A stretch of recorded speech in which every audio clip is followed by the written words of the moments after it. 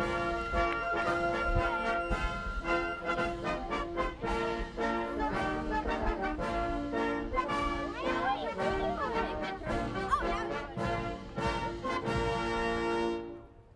Brooklyn Middle School. Well, good morning, everyone. I'm sorry. There's a tradition around where I come from, the state of Delaware. When there's a governor in the room, you got to stand up. And your governor's here, and I wanted to say hi to him. So thank you, Governor, for being here. It's a wonderful Thanksgiving tradition here at the White House. There's a lot to say about it, but it's chilly outside, so I'm going to keep this short. Nobody likes it when their turkey gets cold. I don't know if you imagine it or not. At any rate, I want to thank Ronnie Parker, chairman of the National Turkey Federation, and his family from Monroe, North Carolina. And Ronnie's got 44 years in the turkey business, and he also is the grower of our honored guest today. And Lexi, you got a lot of help from Lexi, our fourth-generation member of the ranch where the turkeys were raised and prepared for this very day. They don't know what the verdict, I'm not sure of the verdict yet, but we're going to find out in a minute. They listen to a lot of music, I'm told, in order to prepare for the crowd noise today. That's real hard work. And they interacted with the children to show their softer side. Sounds like another flock hoping to come to Washington 2024. But look, we're joined by another special guest, and that is for what is the largest national turkey presentation ever held at the White House. My dear friends, I can introduce them again, Roy Cooper and First Lady Kristen Cooper here. Truly fantastic leaders. Say hi. We're also joined by Congressman Dan Bishop. Where are you, Danny? Hey, Dan, welcome. Great to see you here. Thank you. And from the 9th District of North Carolina. And a special thanks to members of my staff for their young children who are here today as well. Matter of fact, if you look, you see that dog on the balcony there? That's my dog, Commander. I was worried if he came down here with all, he just do nothing but kiss you and lick you. He go after the turkey, so I kept him up there.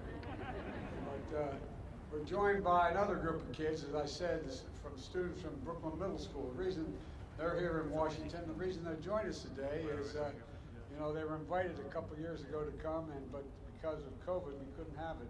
So I'm glad you guys came this year. Thank you very, very much for coming.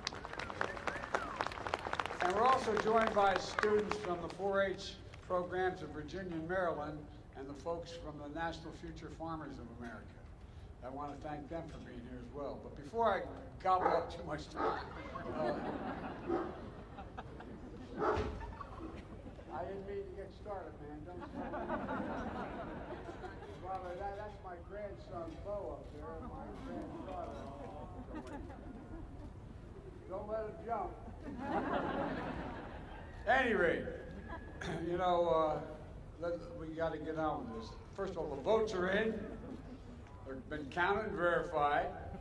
There's no ballot stuffing. There's no foul play.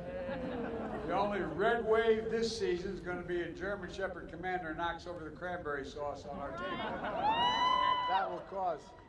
They are big turkeys, aren't they? My fellow Americans, please welcome the 2022 National Thanksgiving Turkeys, Chocolate and Chip. I tell you what, man. They go wherever they want. Of course, chocolate is my favorite. Chocolate is my favorite ice cream. But we could have named them Chips and Science. But anyway, good names as well. The chocolate chip weighs 46 pounds, and I'm told he loves catching sun on the Outer Banks. And Chip weighs 47, and he loves barbecue and basketball, I'm told. After receiving their presidential pardons today, Chocolate and Chip are going to head to one of the nation's great basketball schools and research universities, North Carolina State. Now, when we told them they were joining the Wolf Pack, they got a little scared. But then we explained it was just a mascot for the school, as one of the nation's best poultry science departments in the country. And now, based on their temperament and commitment to being productive members of society, I hereby pardon. I hereby pardon. Yes. hereby pardon Chocolate and Chip. Which one's Chocolate? Who's Chip? Chocolate, you're pardoned, and so are you, Chip. Chip said, I know, I don't even have to be told. Ronnie, why don't we put them on the table? Can you do that? You can do that.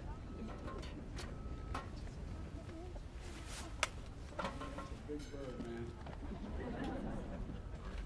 We have more chickens than anybody in the nation in Delaware. We don't have turkeys.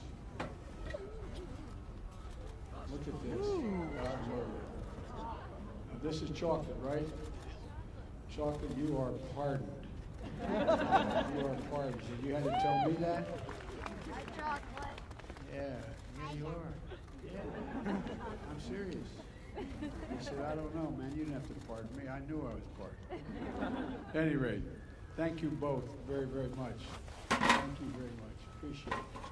How many turkeys you got down there? I'm grateful. God love you. 9.5 million turkeys. I tell you what, that's like some of the countries I've been to.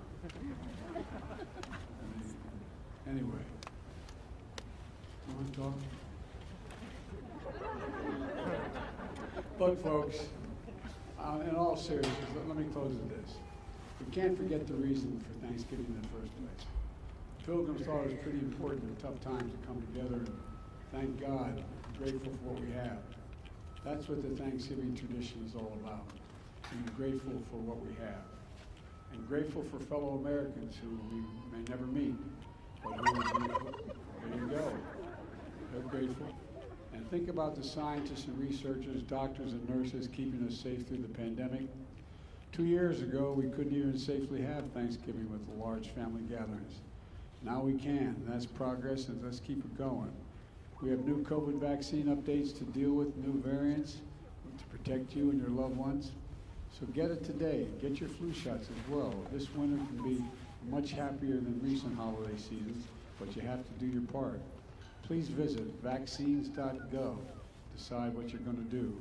We're also grateful for frontline workers and keeping essential services going and growing and providing food on our tables. We're grateful for our faith leaders and their counsel and comfort and support. Later today, Jill and I are going to be flying down to North Carolina, to Cherry Point, North Carolina, for a Friendsgiving, where we'll be serving Thanksgiving dinner to the troops and military families to demonstrate our gratitude for their service and sacrifice. And so many of those families are missing someone at their table today, like our family. So many military folks that we have lost. And so it's just really it's important to keep them in our hearts, those who've lost so much and those who are going to have an empty seat at their table this Thanksgiving. This is a special time, and it's the greatest nation on earth, so let's be grateful. Scripture says, let us rejoice always, pray continually, and give thanks in all circumstances. Folks, let's remember all the political fighting goes on you read about. Let's remember one thing. This is the United States of America. The United States of America. There's not a single solitary thing beyond our capacity as a nation. Nothing beyond our capacity if we do it together, united. United. You picked two great turkeys. From the Biden family to all of yours, happy Thanksgiving, and may God bless you all, and may God protect our troops. Thank you all for being here.